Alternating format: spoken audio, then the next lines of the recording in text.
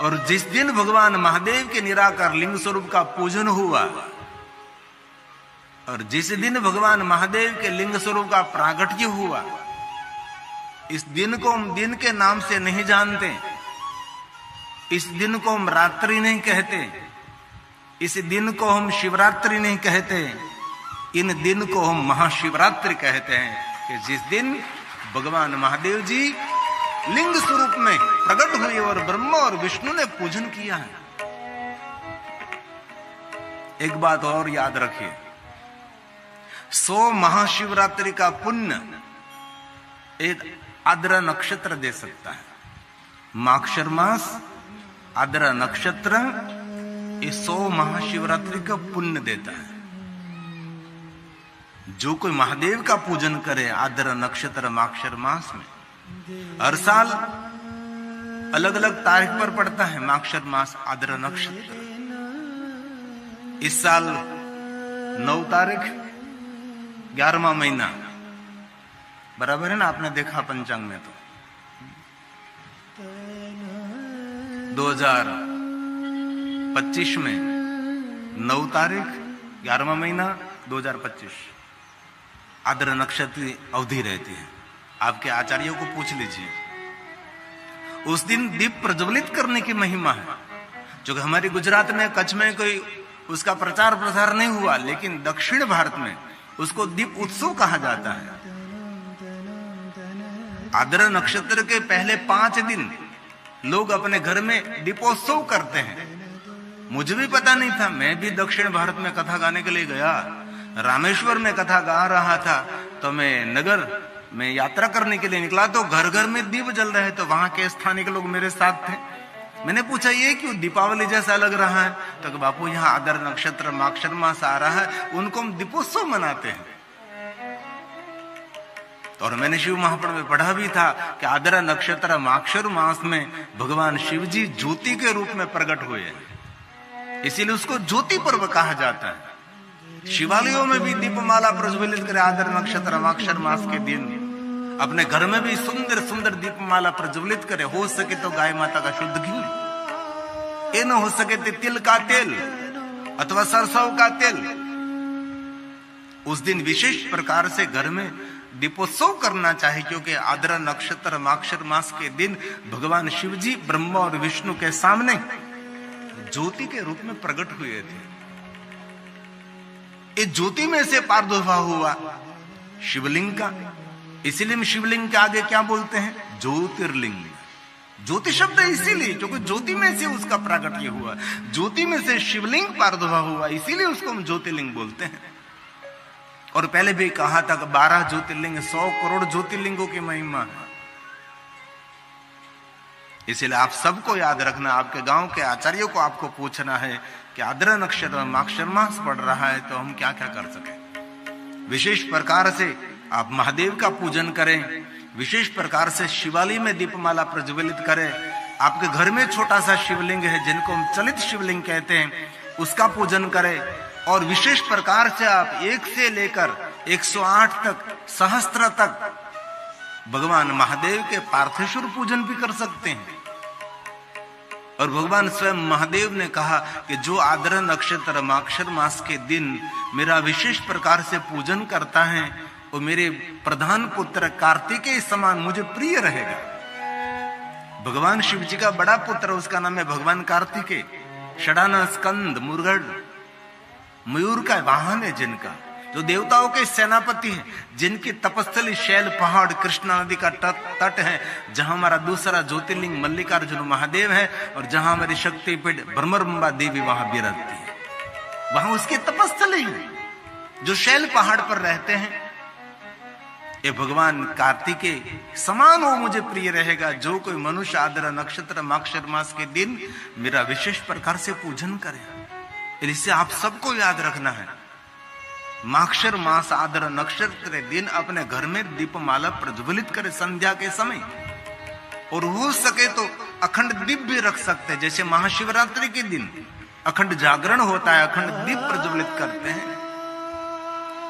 तो जिस दिन ब्रह्मा और विष्णु ने साथ में मिलकर भगवान महादेव के लिंग स्वरूप का पूजन का प्रारंभ किया और ये ज्योति में से शिवलिंग जब अस्तित्व में आया और इस दिन लिंग पूजा का प्रारंभ हुआ, इस दिन को हम महाशिवरात्रि कहते हैं। और स्वयं भगवान महादेव ने कहा है कि जो कोई मनुष्य पूरी साल पूरे वर्ष मेरा पूजन नहीं कर सकते, लेकिन एक महाशिवरात्रि के दिन मेरा पूजन करे, पूरे वर्ष उसको पूजन करने का मैं फल प्रदान करता हूं।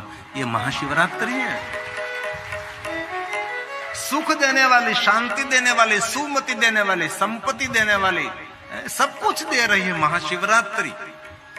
इसलिए शिवरात्रि, महाशिवरात्रि को कभी भूलना नहीं चाहिए। बहुत सारे शिव भक्त त्रयोदशी व्रत करते हैं ना, त्रयोदशी व्रत करे हमेशा, ताके तन नहीं रहे कलेशा, धूप दीप नैवेद्य चढ़ावे, शंकर सन्मुख पाठ सुनावे, तो जन्म जन्म के पाप न चाहे।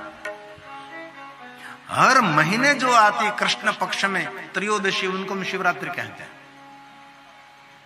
हर महीने, शुक्ल पक्ष की नहीं, कृष्ण पक्ष की। और दूसरी बात एक, कृष्ण पक्ष की अष्टमी के दिन सभी कामना पूर्ति होती है। महादेव का विशेष पूजन करें। हर महीने की कृष्ण पक्ष की अष्टमी के दिन विशेष प्रकार से महादेव का पूजन करें। त्रयोदशी के दिन विशेष प्रकार से महादेव का पूजन करें, जिनको शिवरात्रि कहते हैं। कभी अवसर मिले तो प्रदोष पूजा करें शिव जी की।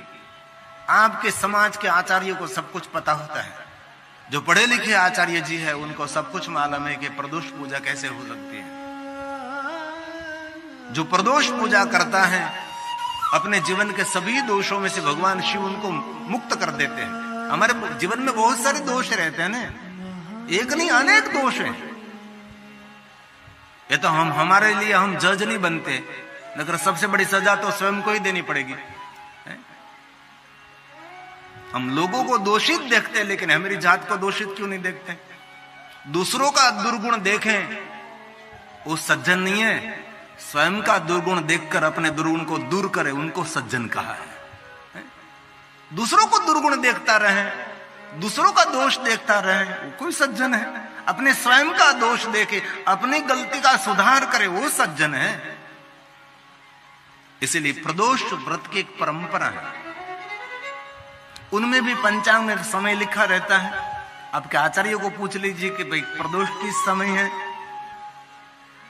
इसी समय में भगवान विशेष महादेव की विशेष पूजा करें। और ये बात आपकी समझ में न आवे तो कृष्ण पक्ष की त्रयोदशी के दिन संध्या के समय महादेव का पूजन, महादेव का दर्शन, महादेव का अर्चन, वो भी प्रदोष पूजा है। ये भी बात याद न रहे तो कृष्ण पक्ष की त्रयोदशी पूर्ण हो रही है, कृष्ण पक्ष की चतुर्दशी का प्रारंभ हो रहा है, दोनों तिथि का मिलन हो रहा है, उन समय को भी प्रदोष मान सकते हैं। सभी अलग अलग ग्रंथों की मान्यता है।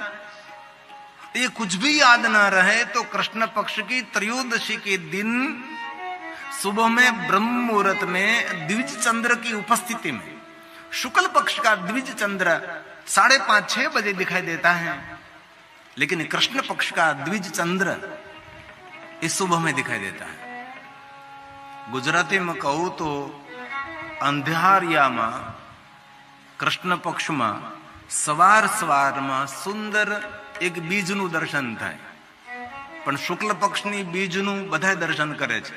12 બીજના ધણીને સમરું નકળંગ નેજા ધારી, એ બીજને સૌ જાણે છે, પણ કૃષ્ણ પક્ષની જે બીજ છે સવારમાં બ્રહ્મ મુહૂર્તમાં ઉગે છે, એનું દર્શન કરનારા કેટલા છે? એનું માતમ સમજનારા કેટલા છે? शिव परंपरा बिल्कुल ताजी तरोजी, अनसुनी अनकही। मुझे भी पता नहीं था, तो मैं पढ़ता रहा और बहुत सारे विद्वानों के आचार्यों के चरणों में बैठकर कुछ सीखता रहा, तब मुझे भी पता था। मैं भी छोटा था तब मुझे भी कुछ भी पता नहीं था। तो कृष्ण पक्ष की त्रयोदशी के दिन सुबह में ब्रह्म मुहूर्त में द्विज चंद्र की उपस्थिति में महादेव का पूजन करना, महादेव का मंत्र जाप करना, वो भी प्रदोष पूजा है। और एक दूसरी बात याद रखने जैसी, मुझे भी कभी कभी चिंता होती है कि कितना ही याद रखेंगे। हर बात कहता हूं याद रखने जैसी, याद रखने जैसी। याद भी कितना रहे। और कभी महाशिवरात्रि के दिन सुबह में जो आपको चंद्र दर्शन हो जाए तो चंद्र दर्शन नहीं है, वो स्वयं शिव जी का दर्शन है। महाशिवरात्रि के दिन सुबह में द्विज चंद्र। तो कार्तिक मास की कृष्ण पक्ष की त्रयोदशी में आपको सुबह में चंद्र दर्शन करना है, द्विज चंद्र। उसके दर्शन का बहुत बड़ा महात्मा ही है, लेकिन बहुत कम लोग, बहुत नहीं बत समझो, कोई है ही नहीं। तो महाशिवरात्रि के दिन सुबह में जो चंद्र दर्शन हो जाए तो समझ लेना महादेव का दर्शन हो रहा है। ये चंद्र के सामने बैठकर ओम नमः शिवाय, ओम नमः शिवाय, ओम नमः शिवाय, उसका महात्मा ही। गई साल की महाशिवरात्रि हमारी सूरत में कथा थी, तो सुबह सुबह में सुंदर चंद्र दर्शन हुआ था, एकदम पतला सा। महादेव के भाल में जैसे चंद्र है, बीमार चंद्र है, शिशु चंद्र, किशोर चंद्र, चंद्रशेखराय नमः, एकदम छोटा सा चंद्र है, महादेव ने अपने भाल में धारण किया। चंद्र की उपासना से हमारा प्रथम ज्योतिर्लिंग सोमनाथ महादेव भी है। तो याद रखना हम सबको, कथा श्रवण करके कुछ नवीनीकरण करना है, कथा श्रवण करके कुछ नया सीखना है, हमको परिवर्तन भी करना है स्वभाव में, व्यवहार में, वाणी में, विचारों में। जहां तक हम परिवर्तन नहीं करेंगे वहां तक कुछ नया आवर्तन नहीं होगा। कथा श्रवण करने के बाद कुछ जीवन में दिखाई देना चाहिए कि भाई हमने 9 दिन कथा सुनी, तो 9 दिन में हमने क्या ग्रहण किया, क्या सीखा, हमने क्या अनुसरण, क्या परिवर्तन हुआ। लेकिन कथा श्रवण करके और कुछ आप न सीखे तो कथा श्रवण करने के बाद एक बात का नियम लीजिए, मैं कम बोलूंगा, मैं ज्यादा से ज्यादा मौन रहूंगा। मौन रहने से आयु भी बढ़ती है, कीर्ति भी बढ़ती है, चेहरे का तेज भी बढ़ता है। मौन सबसे बड़ी साधना है। महादेव ने बहुत सारे व्रतों की श्रृंखला में कहा कि भवानी मुझे मौन बहुत प्रिय है, इसलिए कभी अन्न का उपवास न हो सके तो वाणी का उपवास करें। इस समय महादेव ने कहा वाणी का उपवास करें, और वाणी का उपवास न हो सके तो कभी कभी मोबाइल का भी उपवास करें। एक दिन मोबाइल नहीं मैं करूंगा, ये भी मोबाइल उपवास है, कलयुग का उपवास है। पूरे मोबाइल का उपवास ना हो सके तो ऐसा करो कि आज के दिन फेसबुक का उपवास है, मुझे फेसबुक आज के दिन में नहीं देखूंगा। ये भी उपवास ना हो सके तो एक दिन के लिए कहे व्हाट्सएप उपवास है मेरा। ऐसे भी व्रत आएंगे, डिजिटल व्रत जिनको कहा जाता है, डिजिटल व्रत। आने वाले समय में कितने आविष्कार होंगे पता नहीं, कितना कितना हमको देखने मिले। और जो मेरी उम्र के लोग हैं उनने तो कितना परिवर्तन देखा, क्या क्या हमने दुनिया देखी। देखो तो थोड़ा, हम पढ़े तो केरोसिन के दीप के नीचे पढ़े, फानस से पढ़े, स्ट्रीट लाइट पर बैठकर हम पढ़े, और गांव में लाइट आ रही थी, थंबे खुड़ा रहे थे, तभी एक खड्डे खोदे हुए हमने देखा। हमने घर में फोन भी नहीं देखा, हमने ब्लैक एंड व्हाइट टीवी देखा। कितना अपडेट हुआ समय हम लोगों ने देखा। हमने तो कभी ऐसी कल्पना नहीं की थी कि ऐसा वीडियो कॉलिंग होगा, ये मोबाइल, ये स्मार्ट मोबाइल। मेरी उम्र के लोग हैं उन्हें तो कितना परिवर्तन देखा। मेरे से बड़े लोग हैं उनको भी कितना परिवर्तन देखने को मिला। अभी जो जन्म रहे बच्चे उनको ये देखने को नहीं मिलेगा। ये परिवर्तन हम लोगों ने देखा।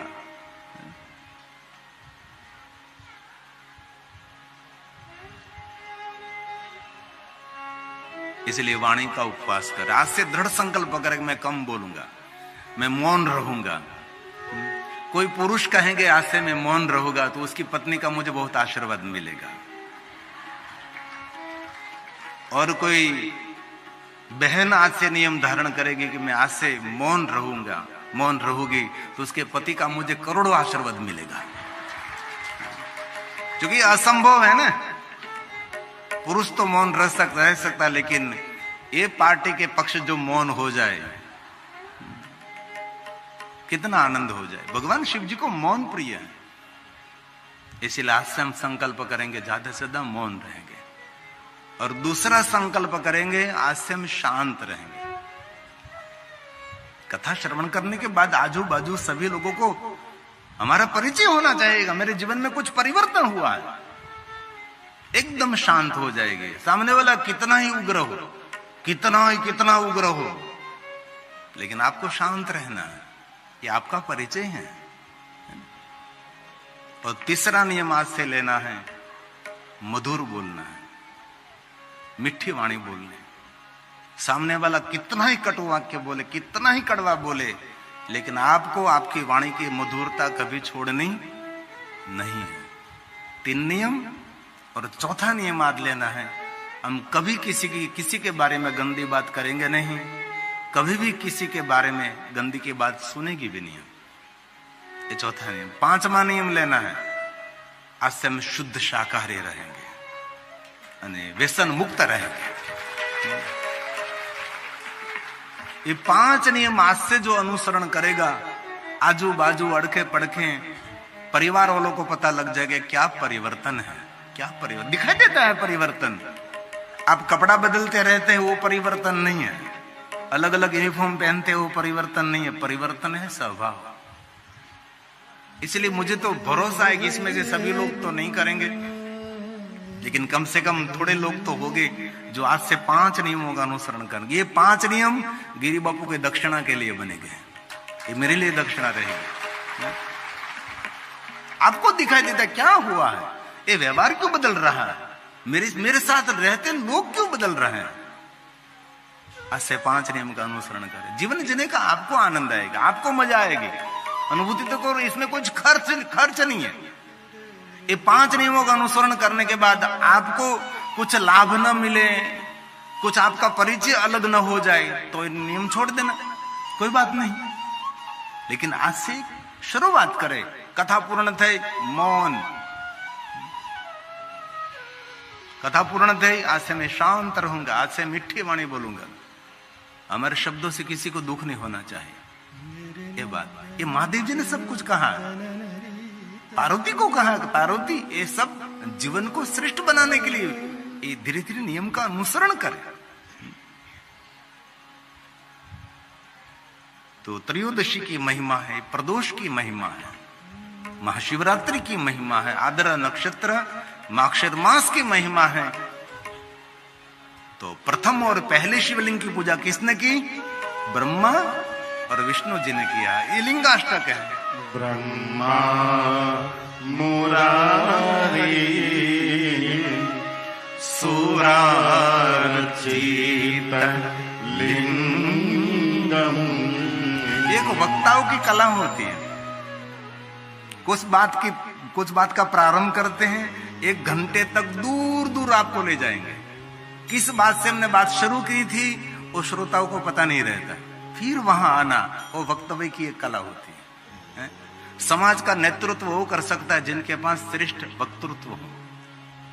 जिनके पास बोलने की कोई शक्ति नहीं है वो कुछ भी नहीं कर सकता। इसलिए समाज का जो मुखिया है उनके पास बोलने की सुंदर कला चाहिए, विवेक सबर, सत्य सबर, प्रमाणिक स्फटिक बोले तो नेतृत्व कर सकता है ना, बाकी नहीं हो सकता। तो ये लिंगाष्टक की पहली पंक्ति है। ब्रह्मा मुरारी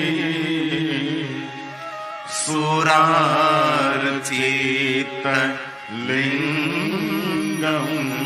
तो प्रश्न होगा कि ब्रह्मा और विष्णु ने भगवान महादेव का लिंग स्वरूप का पूजन किया तो पुष्पों से किया, बिल्व पत्रों से किया, चंदन से, सौभाग्य द्रव्यों से कैसे पूजन किया होगा? प्रश्न होना चाहिए ना। ब्रह्मा और विष्णु ने महादेव के लिंग स्वरूप की पूजा की तो पूजा कैसे की होगी, किस सामग्री से पूजा की होगी? तो उनका जवाब है निर्मल भाषित शोभित लिंग। ब्रह्मा और विष्णु ने निर्मल भाव से महादेव का पूजन किया है। सबसे बड़ी शिव पूजा उसको कही जाती है जिनका हृदय निर्मल होना चाहिए, कोई मल नहीं जीवन में। ये महादेव की पूजा है, महादेव की उपासना है। पुष्प चढ़ाते चढ़ाते कभी मन में सोचना चाहिए कि पुष्प जैसा जीवन मेरा है। बिल्वपत्र महादेव को चढ़ाते चढ़ाते कभी भी संकल्प होना चाहिए कि बिल्वपत्र जैसा मेरा जीवन है, इतना पावन है, इतना पवित्र है, इतना औषधि युक्त है, क्योंकि बिल्वपत्र औषधि है। दूसरों के लिए कुछ उपयोगी है मेरा जीवन? इसीलिए हमारे हृदय का निर्मल भाव वो सबसे बड़ी शिव पूजा है। लेकिन ये बहुत कम देखने को मिलेगा, आपको भी मुझे भी। मलिनता से भरा हुआ हृदय महादेव की पूजा कर रहे हैं, वो क्रिया बनती है लेकिन पूजा नहीं बनती। महादेव ने स्वयं ने बहुत कुछ प्रवचन किया है। शिव महापुराण ग्रंथ में स्वयं शिव ने कहा है, शिव ने वहां तक कह दिया महादेव ने भवानी को, चूंकि भवानी और शिव जी का सुंदर संवाद है।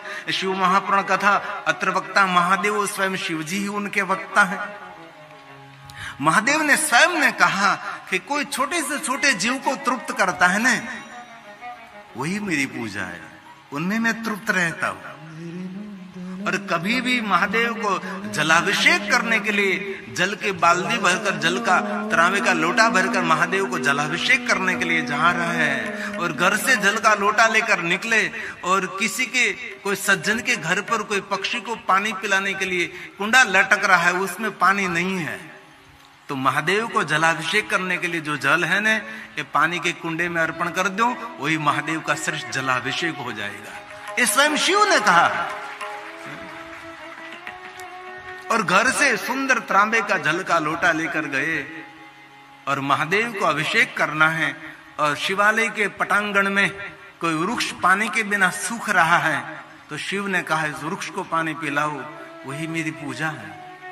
ये सब कुछ महादेव ने गाया है। ये वृक्ष तृप्त हो जाएगा, मैं स्वयं तृप्त हो जाऊंगा, ऐसा स्वयं शिव ने गाया है। ये महादेव ने कहा सब कुछ। इसलिए हमारे हृदय का निर्मल भाव वो सबसे बड़ी शिव पूजा है। और आप देखो जरा शिव जी का जीवन चरित्र, महादेव के जीवन में कहीं जगह पर आपको कहीं मल नहीं दिखेगा मिलेगा, कोई कपट नहीं, कोई दंभ नहीं। शिव जी का जीवन आर पार है। महादेव धन संपत्ति वैभव से महान है, लेकिन विशेष प्रकार से उनका जीवन इतना सुंदर दिव्यता से भरा हुआ है। इसलिए विश्व के देवता जिनके चरणों में बैठते हैं, ये महादेव की महिमा है। तो कभी अवसर मिले तो लिंगाष्टक का पाठ भी करना चाहिए। ये पहली पंक्ति है। ब्रह्मा मुरारी सुरार्चित लिंगम निर्मल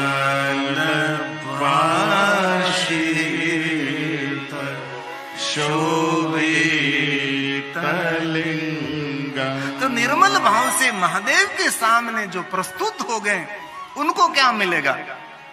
जो महादेव के प्रति निर्मल भाव प्रकट करेगा, उनको क्या मिलेगा? कुछ तो मिलना चाहिए। तो क्या मिलेगा? उनके लिए वचन दे दिया, जन्म दुख विनाशन लिंगम। जन्म जन्मांतर के दुखों में से एक मनुष्य मुक्त हो जाएगा। निर्मल भाव भगवान महादेव के सामने प्रकट करना जीवन के सभी दुखों का निवारण है। ऐसे सभी दुखों में से मुक्ति देने वाला भगवान महादेव का लिंग स्वरूप इस शिवलिंग को मैं प्रणाम करता हूं। जिन शिवलिंग की पूजा ब्रह्मा जी ने की, जिन शिवलिंग की पूजा श्री विष्णु जी ने की, इस शिवलिंग को मैं प्रणाम करता हूं। ये लिंगाष्टक है। तत् प्रणमामि सदा शिवलिंगम।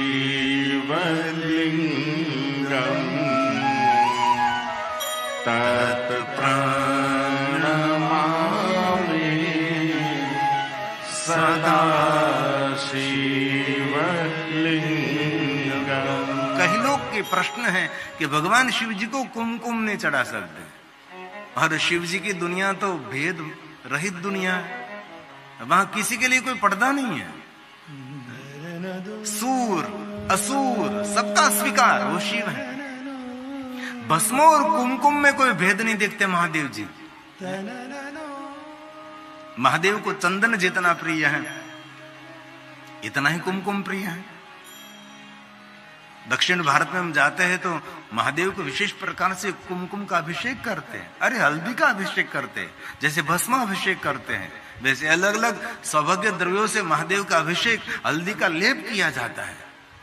महादेव को पूरा कुमकुम से भर देते हैं। लिंगाष्टक में कहा है कुमकुम चंदन लेपित लिंगम। रक्तवर्ण चंदन, श्वेत चंदन, केसर युक्त चंदन महादेव को अर्पण कर सकते हैं आप। और जो महादेव को चंदन का लेप किया है, ये चंदन फिर से शाम के समय पखाल करने से पहले ये चंदन आपको पात्र में एकत्र करना है। ये पानी में चला ना जाए, ये सब कुछ वापस लेना है। हमारे काशी विश्वनाथ महादेव में चंदन का लेप होता है, लेकिन ये पुजारी ये भगवान महादेव को अभिषेक करने से पहले ये चंदन पात्र में एकत्र कर लेते हैं और भक्तों को प्रसाद में देते हैं। इसलिए कभी शिव जी को चंदन का लेप किया। और शिव महापुराण ग्रंथ में ये द्रव्य पूजा में कहा भी है कि कोई मनुष्य अपने हाथ से चंदन घिसकर, ये बाजार में जो मिलती है डब्बी वो चंदन ही, वो तो केमिकल है।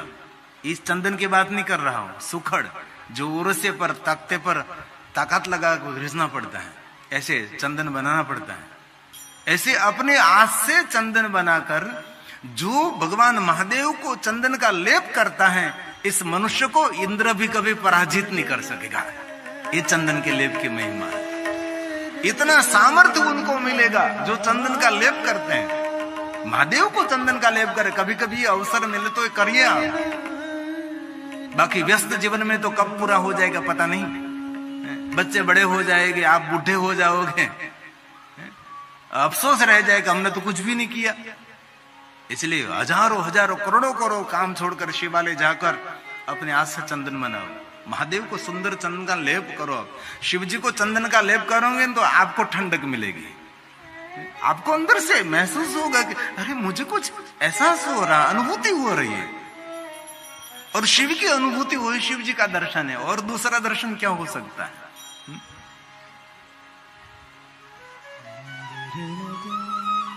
ये लिंगाष्टक में कहा है कुमकुम चंदन लेपित लिंगम पंकज हार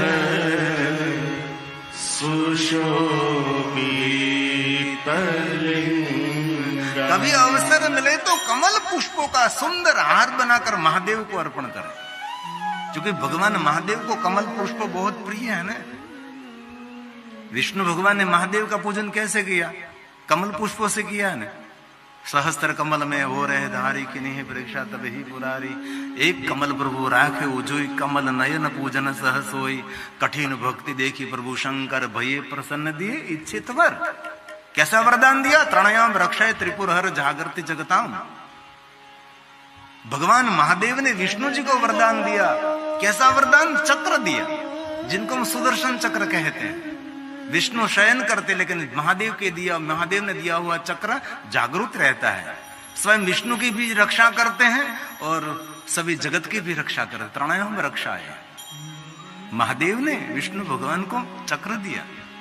और एक बात और कहता हूं कि महादेव कैसे देवता हैं। शास्त्र विद्या भी शिव दे सकता है और शस्त्र विद्या भी भगवान शिव दे सकता है। महादेव सहस्रम कमल बलिमाधाय कमल बलिमाधाय पदयो। भगवान विष्णु की शिव भक्ति। पुष्पदंत महाराज नेत्र कमलम गतो भक्ति उद्रेकः परिणतिम सोचाग्र वपुषा त्रयाणां रक्षाय त्रिपुर हर जाग। हे महादेव, हे महादेव, हे महादेव, त्रयाणां रक्षाय त्रिपुर हर जागर्ति जगता। इसलिए कभी आपको योग्य समय मिले तो जरूर विष्णु जी को याद करके महादेव को कमल पुष्प अर्पण करें। वैसे तो शिव महापुराण ग्रंथ में पूरी पुष्प पूजा है। किस प्रकार के पुष्प महादेव को अर्पण करने से क्या फल मिलता है, कनेर के पुष्पों की महिमा। जे पुष्पो कोई न चढ़े महादेव न चढ़े, धतूरा ना पुष्पो, आंकड़ा ना पुष्पो।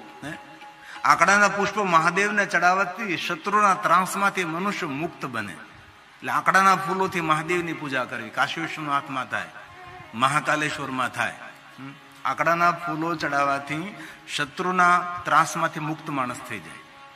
હમણાં જે કોઈ શહેરમાં કથા હતી, હું પગથિયા ઉતરતો તો એક બેન પેન ને કાગળ લઈને ઉભી રહી કે બાબુ તમે કોઈ નામ કહેતા કોઈ ફૂલ ચડાવવાથી શત્રુના ત્રાસમાંથી મુક્તિ મળતી, એ ફૂલ કયું? मैं तो ये पहला कहो तमारो दुश्मन कौन, शत्रु कौन? तो बेन की ये हूँ न कहूँ तो मैं कहता तो हूँ फूल नु नाम नहीं आपू। पछी मने बेने कहूँ कि खानगी में कहूँ छू अने हूँ तमने खानगी में कहूँ छू माइक में। बेने एवं कहूँ कि और बीजो तो कोई शत्रु नहीं पण सासू नामनो मोटो शत्रु छे, एना ત્રાસમાંથી मुक्त थवुं ज मारे। जो सासू नामना शत्रुना ત્રાસમાંથી मुक्ति मेळववा माटे दुनियानो कोई फूल नथी। ए गुजरी जाए त्यारे एना फूल गंगामां पधरावजो। आपणे अस्थિને फूल कहीए ने।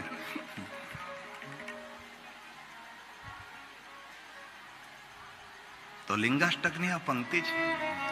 कुमकुम चंदन लेपित पंकज हार सुशोभित लिंगम संचित पाप विनाशन लिंगम। एक जन्म नहीं, जन्मांतરના પાપોમાંથી મુક્ત કરનારા મહાદેવ છે। સંચિત મતલબ આપણો કેટલાય જન્મોનો સ્ટોક પડ્યો હોય, એ બધા જ પાપોમાંથી જે માણસ છૂટું હોય તેમને વિશેષ પ્રકારે મહાદેવનું પૂજન કરું।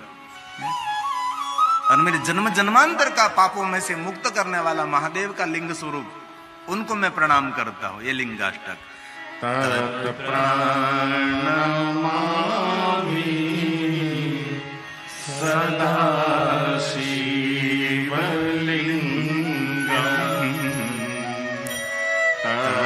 प्रणमामि सदा। शिवलिंगम। तो पढ़े लिखे भाइयों बहनों को मेरी एक नम्र विनंती है, जो पढ़े लिखे इसमें जिनके पास अक्षर ज्ञान है, वो रोज एक बार लिंगाष्टक का पाठ करें। रोज ना कर सके तो सोमवार के दिन जरूर लिंगाष्टक का पाठ करें, और सोमवार के दिन न हो सके तो महीने में एक बार त्रयोदशी के दिन, ये भी न हो सके तो 12 मास में एक बार तो कर सकते हैं। महाशिवरात्रि के दिन विशेष प्रकार से लिंगाष्टक का पाठ करें।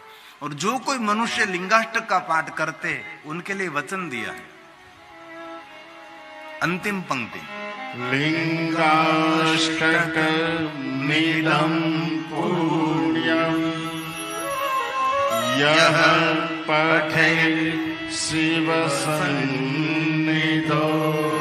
महादेव के सामने बैठकर जो कोई पाठ करे तो शिवलोकं वाप्नोति शिवेन सह मोदते शिवेन सह मोदते। तो 12 मास में एक बार शिवरात्रि समनास्ति।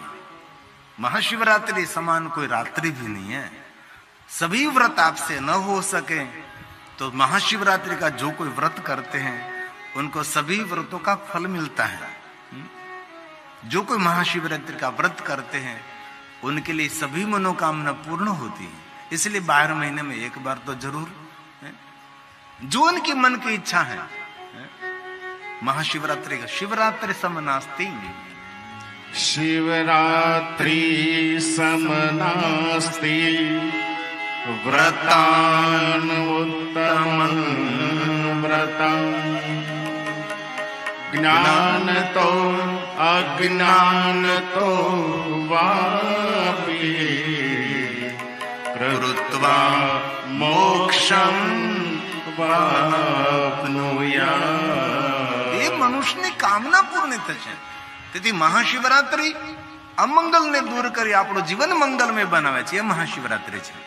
जो कोई महाशिवरात्रि के दिन महादेव का पूजन करे, अश्वमेघ सहस्त्राणी वाजपेयी शता नहीं छ, करोड़ों करोड़ों यज्ञों का पुण्य ये महाशिवरात्रि देती है. इसलिए शिवरात्रि महारात्रि, ये योग की रात्रि, ये मौन की रात्रि, ये मुनियों की रात्रि है.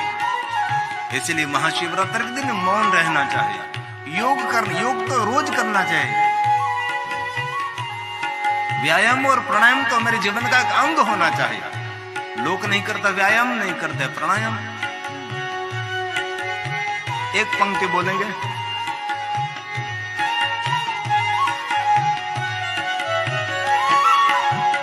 शिवरात्रि महारात्रि योग की है रात्रि। शिवरात्रि महारात्रि योग की है रात्रि। योगियों की योग रात्रि हो, योगियों की योग रात्रि, मुनियों की मौन रात्रि।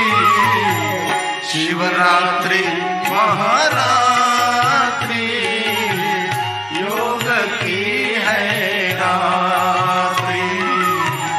शिवरात्रि महारात्रि योग की है रात्रि। ये महाशिवरात्रि राजराजेति महाराजेति महाशिवरात्रि। इस साल की महाशिवरात्रि हमारी काशी में है. 15 मार्च को है ना, 15 मार्च. पहली कथा सोमनाथ में, दूसरी कथा काशी विश्वनाथ में. कभी अवसर मिले तो ज्योतिर्लिंगों में महाशिवरात्रि मनाएंगे.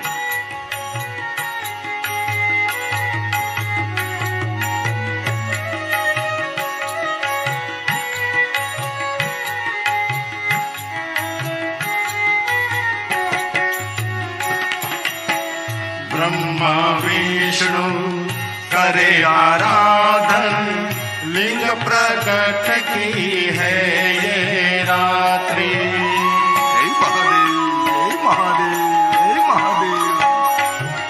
ब्रह्मा विष्णु करे आराधन, लिंग प्रकट की है ये रात्रि। ज्योतिर्मय यह शिव स्वरूप है हो, ज्योतिर्मय यह शिव स्वरूप है। मंगलकारी है शिवरात्रि। शिवरात्रि महारात्रि योग की है रात्रि। शिवरात्रि महारात्रि योग की है रात्रि। रोज योग करें. खेती का काम करते उनके लिए तो योग ही खेती है. जो कुछ कामकाज नहीं करते उनके लिए जरूरी है व्यायाम प्राणायाम.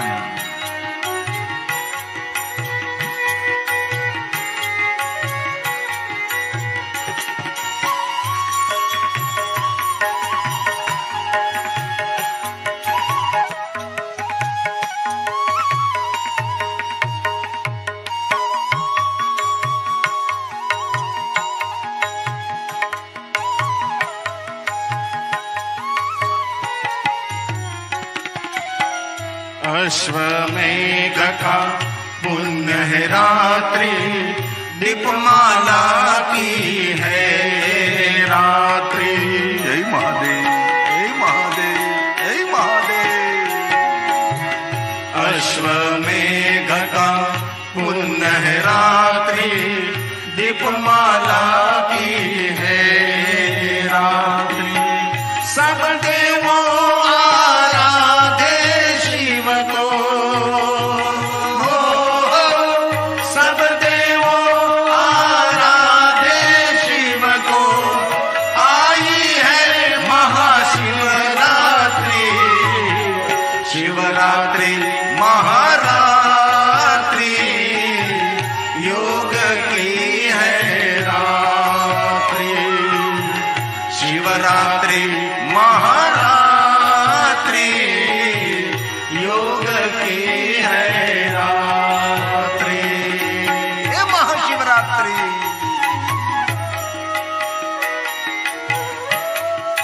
सब कुछ भूलना चाहिए, लेकिन महाशिवरात्रि कभी भूलना नहीं।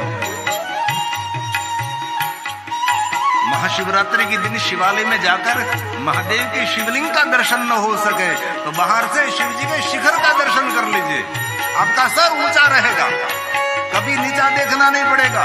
ये महादेव के शिखर दर्शन की महिमा है। अपने घर में पूजा करें महाशिवरात्रि के दिन। कोई फूल लाया, कोई बेलपाती, पंचामृत और जड़े विभूति। जय महादेव, जय महादेव, जय महादेव। कोई फूल लाया, कोई बेलपाती, पंचामृत और जड़े विभूति। गिरी कहे शिव शरण में आओ, गिरी कहे शिव शरण में आओ। आई है महाशिवरात्रि, शिवरात्रि महारात्रि, योग की है रात्रि। शिवरात्रि महारात्रि, योग की है रात्रि। योगी योगी योग रात्रि हो, योगी योगी योग रात्रि, मुनियों की मौन रात्रि। शिवरात्रि महारात्रि, योग की है रात्रि। शिवरात्रि महारात्रि, योग की है रात्रि। शिवरात्रि महारात्रि, योग की है रात्रि। शिवरात्रि महारात्रि, योग की है रात्रि। शिवरात्रि महारात्रि, योग की है रात्रि। इसीलिए नित्य नित्य नित्य महादेव का पूजन ना कर सके। शिव कितने उदार हैं, हैं? एक महाशिवरात्रि के दिन उनका पूजन करें, पूरी साल पूजा का फल मिलता है। कभी तो शिवालय जाइए आप, महादेव आपकी प्रतीक्षा करते हैं, हैं? और 24 घंटे प्रतीक्षा करते हैं। 24 घंटे शिवालय खुला रहता है, आपकी प्रतीक्षा करते। क्यों करते हैं? एक बार तो मेरे पास आओ, एक बार आओ, मैं आपका भाग्य बदल सकता हूं। इसलिए महादेव जी आपकी प्रतीक्षा करते हैं। पहुंचना तो पड़ेगा ना आपको। जहां पहुंचने मात्र से मनुष्य जन्म जन्मांतर के पाप कर्मों से मुक्त हो जाएगा और वहां से पुण्य मिलेगा उनको।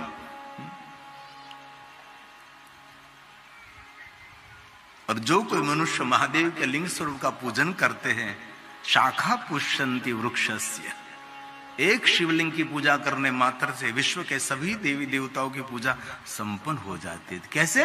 तो कि जैसे वृक्ष के मूल में जल का सिंचन करते हैं, तो मूल के द्वारा डाली डाली को जल मिलता है, और डाली डाली को जल मिलेगा तो पत्ते पत्ते को जल मिल जाएगा।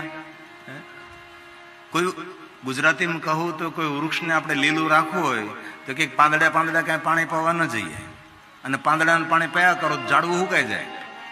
એ વૃક્ષને જીવંત રાખવું હોય તો વૃક્ષના મૂળમાં જલ અર્પણ કરવું પડે. તો શિવ કોણ છે? શિવ આપણા સૌનું મૂળ છે. જો વૃક્ષને જીવંત રાખવું હોય તો વૃક્ષના મૂળમાં જલ અર્પણ કરવું પડે. તો આપણે પણ આપણા પરિવારને, આપણા જીવનને પુલકિત રાખવું હોય, ખીલેલું ને ફેલેલું રાખવું હોય તો મહાદેવનું પૂજન કરવું, મહાદેવનું અર્ચન કરવું. આ શ્લોક બ્રહ્માજી બોલ્યા, શાખા પુષ્યંતી. બ્રહ્મા નારદને કહે છે, આ પ્રસાદ બ્રહ્માજીનો છે.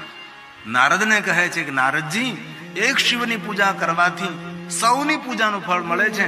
જેવી રીતે વૃક્ષના મૂળમાં પાણી અર્પણ કરીએ અને દરેક પત્તાઓને જલ મળી જાય છે, એવી રીતે શિવાર્ચન કરવાથી વિશ્વના દરેક દેવતાઓનું અર્ચન સંપન્ન બને છે. એવા કોઈ દેવ નથી કે એકની પૂજા કરો સૌની પૂજા થઈ જાય. ભલે કોઈ કહેતા હોય તો એનું ઘરનું કહેતા હશે એ. કારણ કે કલયુગમાં એક પુરાણનું નામ છે ઘરનું પુરાણ. આપણા ઋષિ મુનિઓના પુરાણમાં એક પુરાણ ઘરનું પુરાણ શરૂ થયું છે. પોતાનું બનાવેલું પુરાણ હોય છે. એવું ન હોય, શાસ્ત્ર સંમત હોય છે. તેથી બ્રહ્મા સ્વયં બોલ્યા છે, નારદજી, શાખા પુષ્યંતિ વૃક્ષસ્ય વૃક્ષ મૂલસ્ય સેચના ऐसे ही तद वदस्य વપુર विश्वं પુષ્યન્તે ચ શિવાર્ચના પુષ્યન્તે ચ શિવાર્ચના. इसीलिए તદવદસ્ય, એ જ રીતે જે રીતે વૃક્ષના મૂળમાં જલ અર્પણ કરીને દરેક પત્તાઓને જલ મળે છે, એવી જ રીતે એક મહાદેવનું કોઈ અર્ચન કરે છે, શિવાર્ચન કરે છે, તે મનુષ્ય દરેક દેવતાઓનું અર્ચન પૂજન કરે છે. એકમાં અનેક છે, એ શિવ છે.